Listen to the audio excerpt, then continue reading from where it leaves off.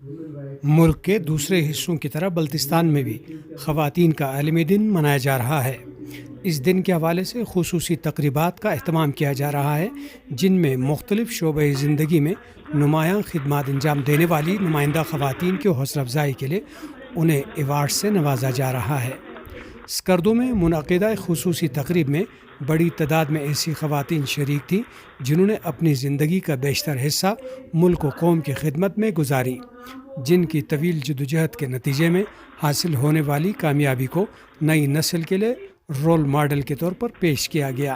تقریب میں ایسی خواتین بھی شریک تھیں جو شعبہ پولیس، محکمہ تعلیم و صحت، تعمیرات عامہ، ضلعی انتظامیہ، عدلیہ، سماجی خدمات کے اداروں اور فلاحی تنظیموں میں کلیدی اور اہم ذمہ داریوں پر خدمات انجام دے رہی ہیں، جو کہ بلتستان کے روایتی معاشرے کو مد نظر رکھتے ہوئے ماضی میں ممکن نہ تھا۔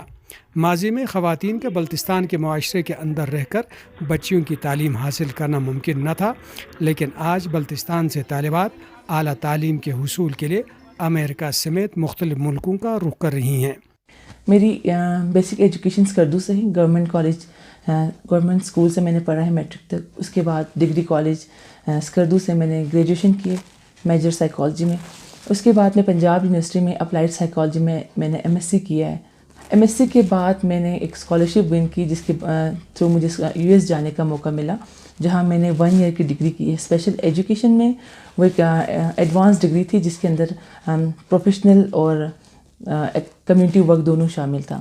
اسکردو میں ہونے والی تقریب میں مشترکہ اعلامیہ کے ذریعے اسکردو میں فیملی عدالتوں کے قیام، دارالامان بنانے اور دفاتر میں ڈے کیئر سینٹر قائم کرنے کے مطالبات شامل تھے۔ تقریب کے مہمان خصوصی گلگت بلتستان اسمبلی کے اسپیکر سید امجد علی زیدی نے ان مطالبات کے حل سمیت خواتین کو بہتر تعلیم و روزگار کے مواقع فراہم کرنے کا یقین دلایا۔ انشاءاللہ خواتین کے جتنے بھی ڈیمانڈس ہیں اس کو پورا کرنے کے لیے انشاءاللہ ہم کوشش کریں گے، اور مجھے یقین ہے کہ اس میں اپوزیشن بھی جو ہے مخالفت نہیں کرے گی۔